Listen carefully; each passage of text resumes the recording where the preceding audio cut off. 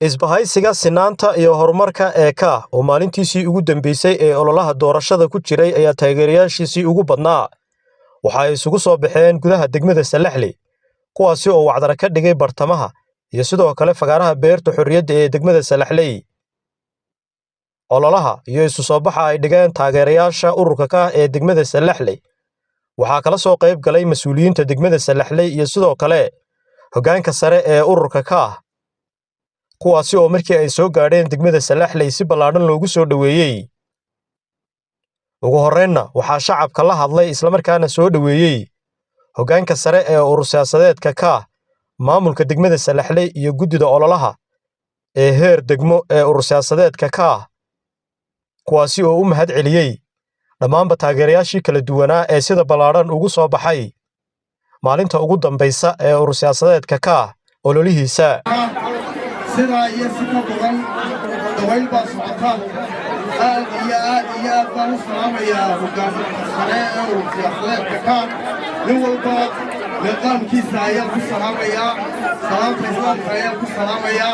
waxaan ku soo dhawaynayaa degmadoodii dadkoodii iyo dalkoodii waxaan leeyahay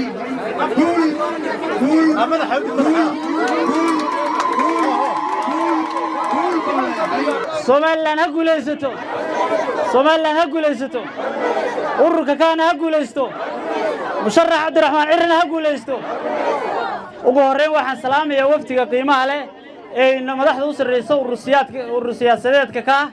ee uu hogaaminayo hoggaanka urur siyaasadeedka ka Maxamed Aadan Qabiye Tire iyo waftiga uu hogaaminayo ayaa salaamaya waxaan ku soo dhaweynayaa degmadii Salaxley.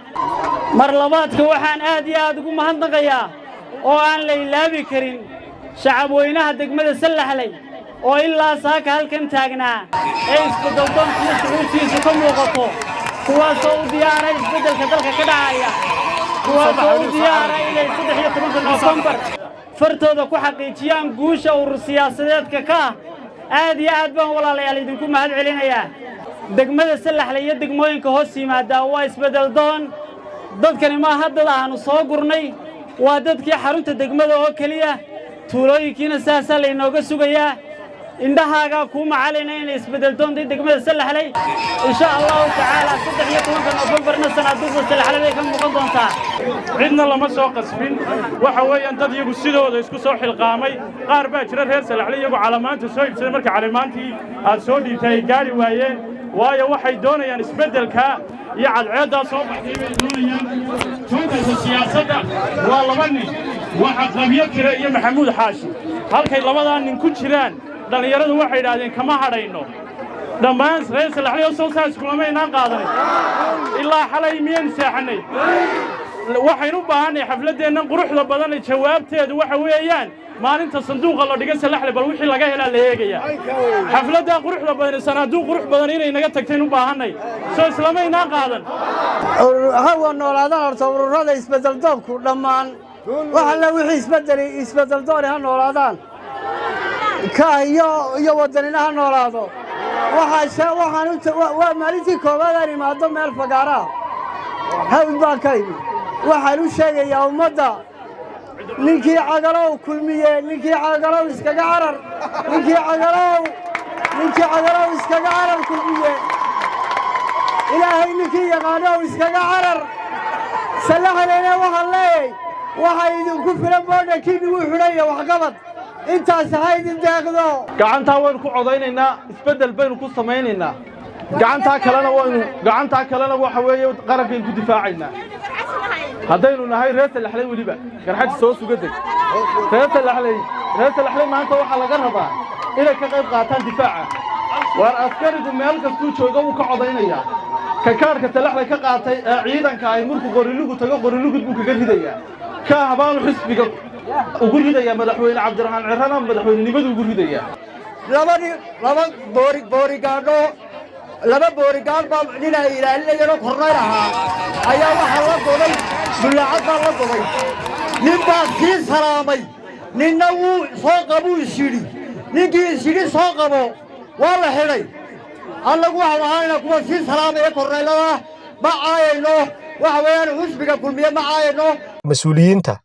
iyo hoggaanka sare ee ururka ka ee soo gaadhay degmada Salaxley kuwaasi oo horkacayay siyaasi Maxamed Aadan Qabyo Tire oo la hadlay taageerayaasha ururka ka ee degmada Salaxley ayaa dhammaanba uga mahad celiyay taageerayaasha ururka sida ballaaran ee ay ugu soo dhaweeyeen degmada Salaxley. reer Salaxley waxay ahaayeen markii horeba dadkii taladu ka goy jirtay ee talin jiray iyadoo aan Soomaali talisaaba jirin ayaa tihiin anigoo aad maanta ugu faraxsan Salaxley sida ay u soo baxday iyo hiilkay muujisay aad iyo aad baan idin salaamayaa. ururka maanta aan wadnaa waa Maxamed Xaaji Cabdi waa ninka dhexda u xidhay isaga deegaankiisuba inay Soomaaliland mar labaad soo dabaalaan oo maanta midnimo doorashada iyo difaaca qaranka aynu ku galayno ururaydan garanayn maaha adu waxaan ka mid ahaa raggii deegaanka u dhashay ee in badan isku dayeen kulmiye kontrabaaniyaan laakiin kontrabaankaasi uu naga socon waayay reer Salaxley codka koowaad waxaynu isku ognahay inaynu ruseerka ka soo saarno sidii aynu ka soo ballan qaadnay ceelaf weyn sidii lagu heshiiyey ummaddu isku ogay war Salaxley ayaanu ku dhicin deegaanka labaad waxaan u sheegayaa beelweynta habar jeclo war waa nagii nin ballan qaadnay ka inaanu ku dhacayn Salaxley deegaanka xadiis midna maantana Salaxley baa ka aragta oo caasimadii hawdka deegaanada xadiis galbeed ugu xigtay ka hadlana looga baqan maayo idinkana Cabdiraxmaan Iraan idin koogna Salaxley sidan iyo si ka weyn bayna loogu soo dhaweyn doono Salaxley waa guri gobeed waa guri dhaqan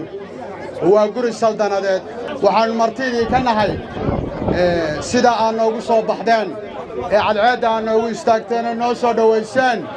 maalinta codkana inay isbeddelkiina ku samaysaan waxaan idinku dardaarmayaa inaa maalinta 13 bishu tahay isu soo bixiina aa codka ugu hiilisaan urur siyaasadeedka ka oo nambarkiisu yahay nambarka 6 inaa codka madaxweynahana ugu hiilisaan oo maanta isbeddel aynu ku doorayno Cabdiraxmaan Maxamed Cabdilaahi Cirro maanta waxaan arkay niman meelaha marmarayo ceelal hay'ad inoo dhiseen lee annaga maalgelinay oo xukuumadda maalgelisay waxaanu leenahay Salaxley waxa intay ummaddu qabsatay iyo inta dawladdu qabatay inta ummaddu qabsatay baa ka badan 10 laab Salaxley waxay u baahan tahay horumar Salaxley qabyaaladu ma baahna Salaxley abtirin uma baahna Salaxley waxay u baahan tahay cid noloshooda wax ka badashay u baahan tahay cid laamigeeda dhamaystirtay u baahan tahay cid guulahay doonayso hagtay u baahan tahay waxaan doonayaa kaahaasi markuu soo baxo iftiin buu noqonayaa haddana qorrax buu noqonayaa insha Allah biidnillaah waxaynu noqonaynaa xisbi qaran oo horumar inoo horseeda waxaynu leedihiin laba cod baan leediin reer Salaxleyow laba gacmoodna waa leediin labada gacmood mid qarannimadaa ku difaacaysaan midna waa ku codaynaysaan soo maaha labada codna midna kaah baa siinaysaan midna Cabdiraxmaan Maxamed Cabdilaahi baa siinaysaan madaxweynaha mustaqbalka soo maaha Salaxley bisheekaan ku aqaana gobonnimadaa ku aqaana ballantaan ku aqaana waar maanta isbeddel baynu u baahannahay madaxweynahaynu dooranaynaa waa nin reer Dumbuluqa bibsigu yaallaa waa xaafadeennii haddii uu Faysal inoo soo bixi waayaynu muddo la rafannay maanta kan waynu soo saaraynaa insha Allah biidnillaah Mawliid Maxamed Siciid degmada Salaxley.